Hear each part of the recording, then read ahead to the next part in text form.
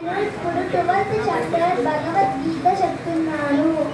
అదా వ్యాధోధ్యాయః భక్తి యోగః ఏవం సతతయుక్తా హే భక్తాస్మా పర్యుపాసతే ఏషాం ప్రక్తదమవ్యక్తం తేషాం కే యోగ విత్తమాః మయ్యావేశస్మనో ఏ మాం నిత్యయుక్త ఉపాసతే శ్రద్ధయా పరయోపేత తే